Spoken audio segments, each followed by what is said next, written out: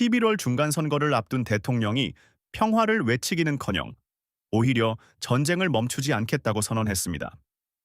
상식적으로는 도저히 이해할 수 없는 이 발언 뒤에 사실은 미국의 100년 패권을 위한 거대한 설계도가 숨어 있다면 믿으시겠습니까? 2월 28일 시작된 포성과 총격이 7주째 멈추지 않는 가운데 세계는 4월 21일로 예정된 2차 종전 협상에 마지막 희망을 걸고 있습니다. 하지만 이 희망에 찬물을 끼얹은 것은 다름 아닌 트럼프 대통령 본인이었습니다. 그는 공개적으로 휴전 연장 가능성은 낮으며 합의가 없으면 즉시 전투를 재개할 것이라고 못 박았습니다. 전쟁이 길어지면 유가가 오르고 오른 유가는 미국 유권자들의 주머니를 털어 11월 중간 선거의 치명적인 악재가 될 것이라는 정치 공식을 정면으로 거스르는 그야말로 이해할 수 없는 행보입니다. 하지만 이 표면적인 모순과 혼돈 뒤에는 전쟁이 길어질수록 막대한 부를 축적하는 거대한 세력과 그들의 이익을 대변하는 트럼프의 치밀한 정치적 계산이 숨어 있습니다. 이것은 외교의 실패가 아니라 오히려 한치의 오차도 없이 미국의 국익과 정치적 이익을 극대화하기 위해 짜인 각본이 차근차근 실행되는 과정일지도 모릅니다. 이 거대한 각본의 첫 번째 막은 바로 국제 유가의 움직임에서부터 명확하게 드러납니다. 전쟁이 터지기 전 배럴당 60달러 선에서 움직이던 서부 텍사스산 원유, 즉 WTI 가격은 불과 7주 만에 87달러까지 무섭게 치솟았습니다. 36%가 넘는 폭등입니다. 이 숫자 변화가 왜 그토록 중요하냐면 미국 셰일 업계에게 60달러와 87달러는 그야말로 하늘과 땅 차이의 의미를 갖기 때문입니다. 수많은 셰일 유정들의 손익분기점이 바로 60달러에서 70달러 사이에 형성되어 있는데 이는 60달러 수준에서는 겨우 본전을 유지하거나 약간의 이익을 보는 정도에 그쳤다는 뜻입니다. 하지만 유가가 87달러까지 오른 지금은 상황이 180도 다릅니다. 이제는 땅을 파내는 족족 막대한 현금이 쏟아져 들어오는 그야말로 돈 복사기가 켜진 것과 같은 상황이 연출되고 있는 것입니다. 그리고 이 거대한 돈 잔치의 가장 큰 수혜자인 컨티넨털 리소시스와 같은 셰일 기업들이 누구의 핵심 지지 기반이자 자금줄인지를 생각해보면 그림은 더욱 선명해집니다. 전쟁이 만들어낸 고유가가 그들의 금고를 채우고 그 돈이 다시 트럼프의 정치적 영향력으로 전환되는 완벽한 선순환 구조가 만들어지고 있는 셈이죠. 하지만 트럼프의 진짜 노림수는 단순히 시장 원리에 따라 유가가 오르는 것을 지켜보며 반사이익을 누리는 수준에서 그치지 않습니다. 그는 전쟁으로 인한 국가 안보 위기라는 명분을 전면에 내세워 국방물자 생산법, 즉 DPA를 발동했습니다. 이는 평시에는 상상하기 어려운 연방정부의 막대한 자금을 셰일 산업과 에너지 인프라 전반에 합법적으로 쏟아부을 수 있는 길을 열어준 결정적인 한 수였습니다. 이 자금은 단순히 원유 생산량을 늘리는 차원을 넘어 노후화된 송유관을 교체하고 LNG 수출 터미널을 증설하며 궁극적으로는 다가올 AI 시대가 요구하는 막대한 전력을 감당할 차세대 전력망을 구축하는 데 투입됩니다. 즉 트럼프는 전쟁을 지렛대 삼아 단기적으로는 지지 세력의 배를 불려주고 장기적으로는 미래 산업의 혈맥인 에너지 인프라 전체를 장악하여 미국의 패권을 완성하려는 훨씬 더 거대한 시나리오를 진행하고 있는 것입니다.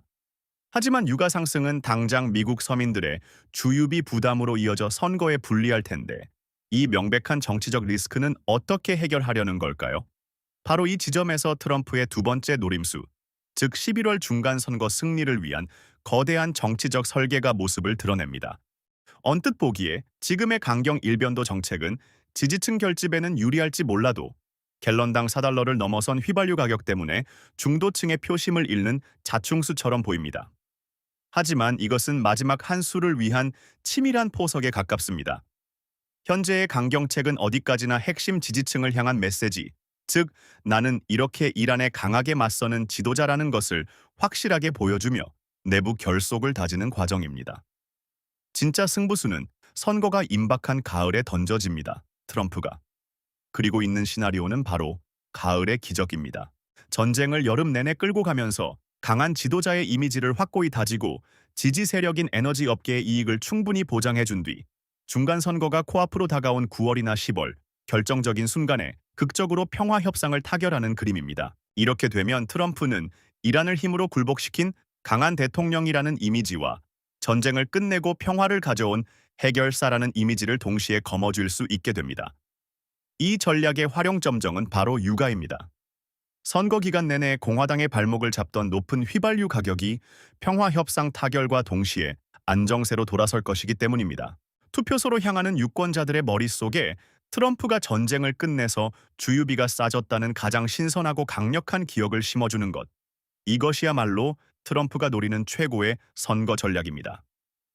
결국 이 시나리오가 성공한다면 트럼프는 에너지 패권을 완성하는 동시에 중간 선거까지 압승으로 이끄는 그야말로 완벽한 승리를 거두게 됩니다.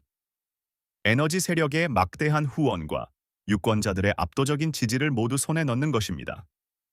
그런데 이 모든 계획이 성공하려면 반드시 필요한 전제 조건이 있습니다. 바로 이란이 미국의 의도대로 움직여주는 것, 즉 완전한 항복을 받아내야만 합니다. 트럼프는 대체 무슨 카드를 쥐고 있기에 이란의 백기투항을 자신하는 걸까요? 트럼프가 이토록 자신만만하게 이란의 항복을 압박하는 배경에는 단순히 군사적 우위나 경제 제재를 넘어서는 훨씬 더 거대한 야망이 자리 잡고 있습니다. 바로 그의 전임자 버락 오바마의 가장 큰 외교적 유산으로 꼽히는 이란 핵협정, 즉 포괄적 공동행동계획 JCPOA를 역사 속으로 지워버리고 그 위에 자신의 이름을 새기려는 목표입니다. 트럼프에게 이 전쟁의 종결은 단순한 평화협정 체결이 아닙니다. 오바마가 이뤄낸 미완의 합의를 초라하게 만들 정도의 완벽하고도 최종적인 외교적 승리를 거머쥐는 것이죠. 그렇기 때문에 이란에게 요구하는 조건 역시 핵 개발의 완전하고도 영구적인 포기, 장거리 미사일 프로그램의 전면 폐기 등 사실상 국가의 군사 주권을 내놓으라는 완전한 항복에 가까운 것입니다. 오바마의 합의가 일시적인 봉합에 그쳤다면 자신은 이란이라는 중동의 위협을 뿌리째 뽑아버렸다는 역사적 평가를 받으려는 것입니다.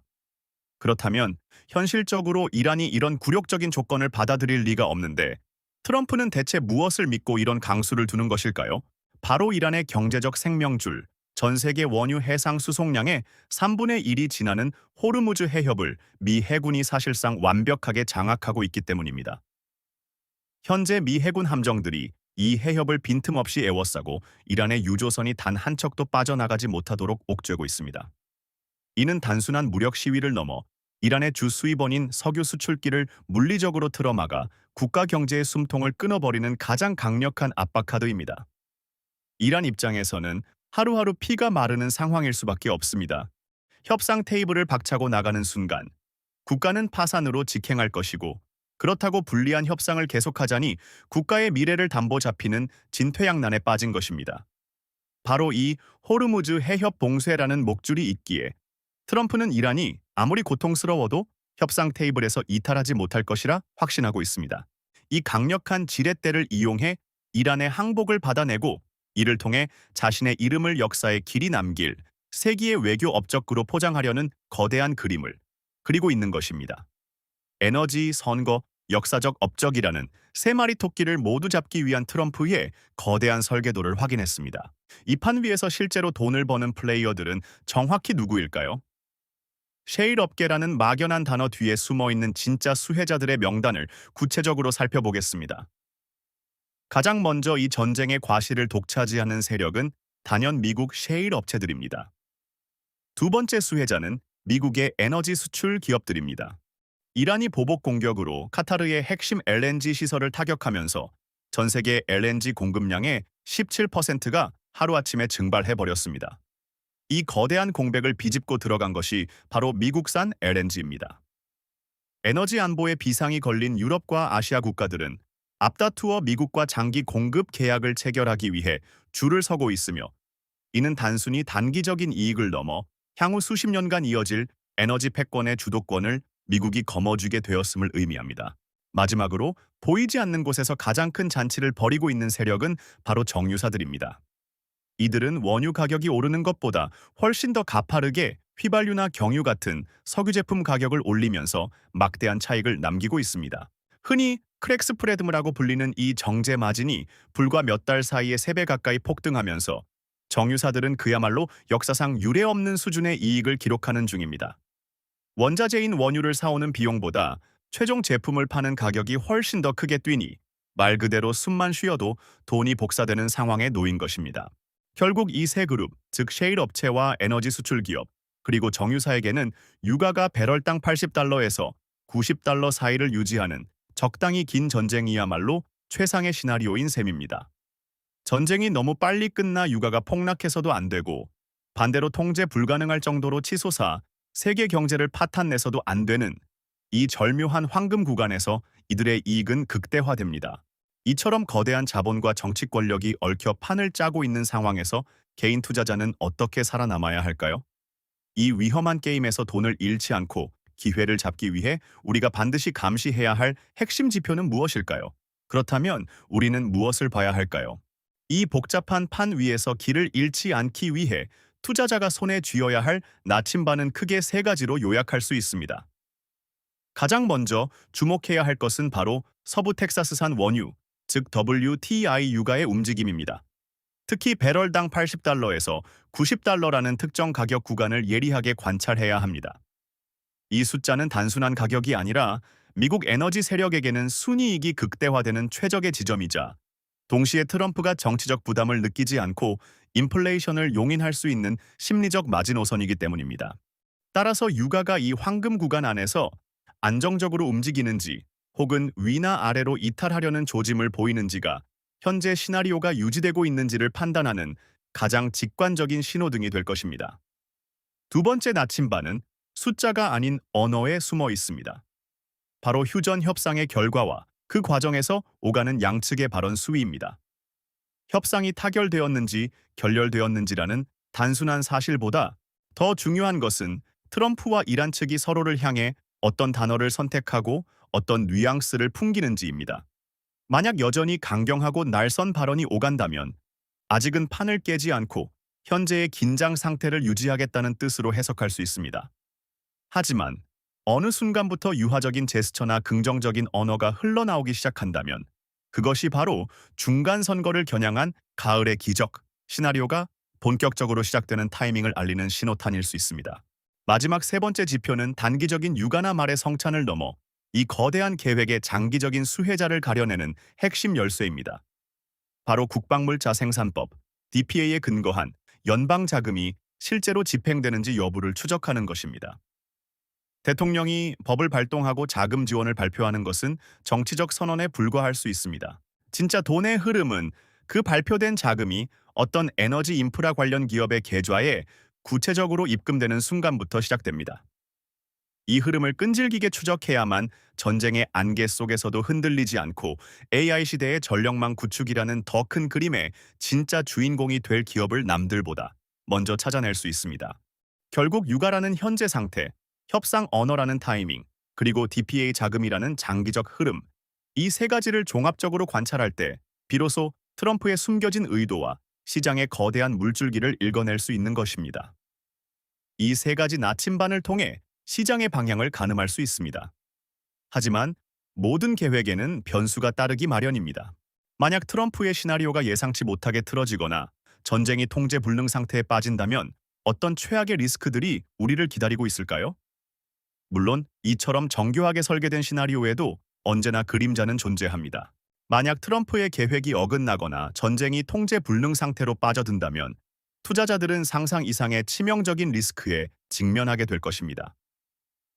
첫 번째는 유가가 배럴당 150달러를 돌파하는 파국적인 상황입니다. 전쟁이 모두의 예상을 뛰어넘어 격화되고 유가가 통제 불능으로 치솟으면 트럼프 행정부는 11월 중간 선거를 앞두고 자국민의 분노를 잠재우기 위해 극단적인 선택을 할 수밖에 없습니다. 바로 미국의 석유 수출을 통제하는 카드입니다.